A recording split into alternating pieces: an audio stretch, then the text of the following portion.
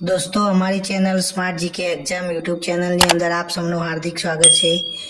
જે આ 50 GK current અફેર્સના પ્રશ્નો બહુ મહત્વના પ્રશ્નો છે, જે આવનારી તલાટી રેવન્યુની એક્ઝામમાં મહત્વના હોવાથી આ વિડીયોને પૂરેપૂરો જોવા નમ્ર વિનંતી। તો સૌપ્રથમ રાજકીય અને શાસન સંબંધી પ્રશ્નો છે। તો એની અંદર પ્રથમ પ્રશ્ન છે, હાલના સમયના ભારતના રાષ્ટ્રપતિ કોણ છે? તો એની અંદર આવે છે દ્રૌપદી મુર્મુ। બીજો પ્રશ્ન છે, હાલના સમયના ભારતના વડાપ્રધાન કોણ છે? તો એની અંદર આવે છે નરેન્દ્ર મોદી। ત્રીજો પ્રશ્ન છે, હાલના સમયમાં ભારતના મુખ્ય ન્યાયાધીશ કોણ છે? તો ડીવાય ચંદ્રચૂડ। અને આગળનો પ્રશ્ન ચોથો, જેની અંદર યુનિયન બજેટ 2024 કોણે રજૂ કર્યું? નિર્મલા સીતારામ। પ્રશ્ન 5, G20 એટલે કે G20 સમિટ 2023નું આયોજન કયા શહેરમાં થયું? તો એની અંદર આવી નવી દિલ્હી। આગળ જોઈએ તો વૈજ્ઞાનિક અને ટેકનોલોજીના પ્રશ્નો। પ્રશ્ન નંબર 6, 2024માં ચંદ્રયાન 3 સફળતાપૂર્વક ચંદ્ર પર ઉતર્યું, તેનું નેતૃત્વ કોણે કર્યું હતું? તો એની અંદર આવે કે સોમનાથ। પ્રથમ અને 7મો, તાજેતરમાં ભારતે કયા દેશ સાથે અવકાશ સંશોધન માટે કરાર કર્યો છે? તો એની અંદર તમે જોઈ રહ્યા છો બી એટલે કે અમેરિકા, નાસા આવે। અને 8મા પ્રશ્નની અંદર આર્ટિફિશિયલ ઇન્ટેલિજન્સ પર ગ્લોબલ સમિટ 2024 કયા દેશમાં યોજાઈ? તો એની અંદર આવે એ બ્રિટન। પ્રશ્ન 9, 5G સેવા ભારતમાં કયા વર્ષથી શરૂ થઈ? તો 2022। પ્રશ્નનો જવાબ આવે બી। પ્રશ્ન 10, 2024માં ભારતે કયા નવા સુપર કમ્પ્યુટરનું અનાવરણ કર્યું? તો એની અંદર ડી પરમ। આગળ રમતગમતના પ્રશ્નોની અંદર જોઈએ તો પ્રશ્ન 11, 2024 પેરિસ ઓલિમ્પિક્સમાં સુવર્ણ પદક કોણે જીત્યો? તો એની અંદર બી નિરંજન ચોપડા। પ્રશ્ન નંબર 12, 2024 પેરિસ ઓલિમ્પિકમાં ભારતે કુલ કેટલા મેડલ જીત્યા? એની અંદર પ્રશ્ન સી જવાબ આવે તો 10।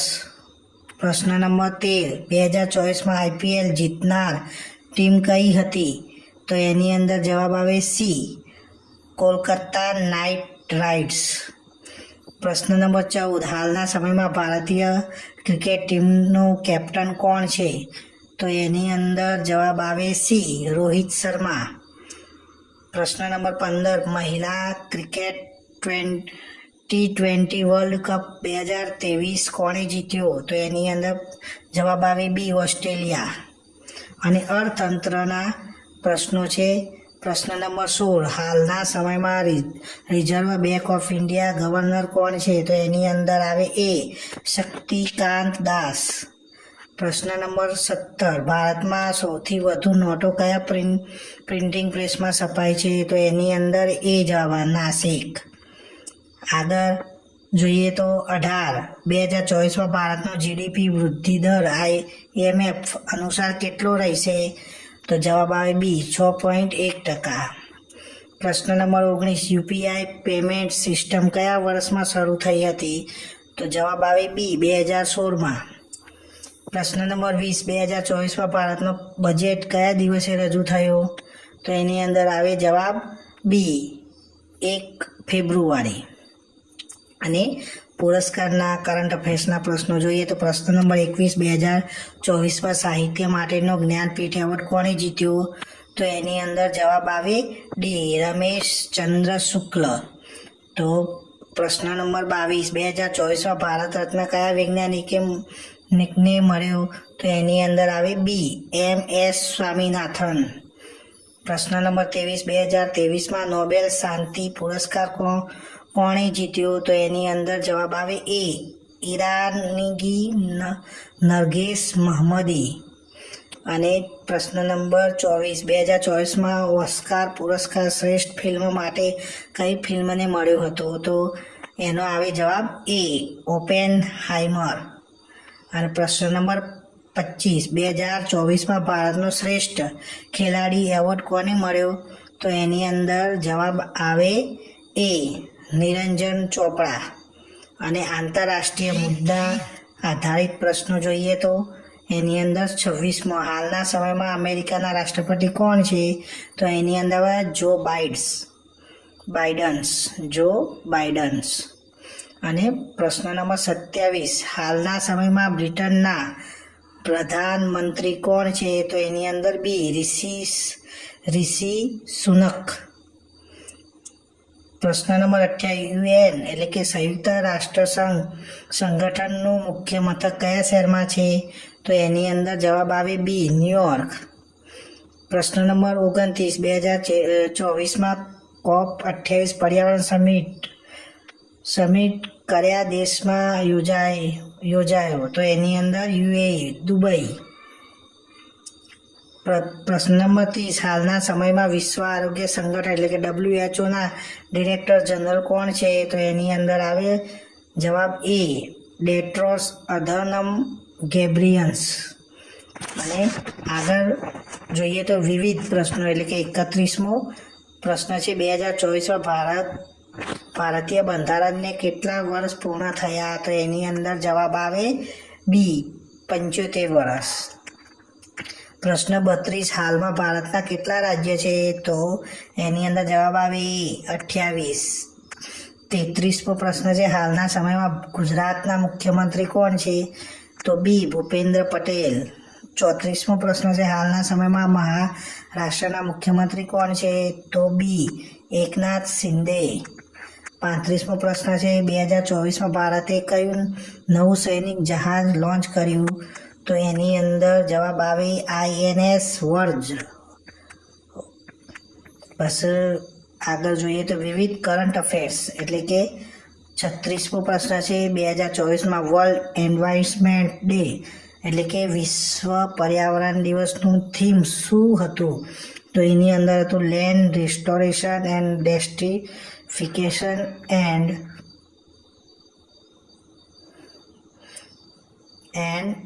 ડ્રોટ એન્ડ રેઝોલ્યુશન્સ એટલે કે બી.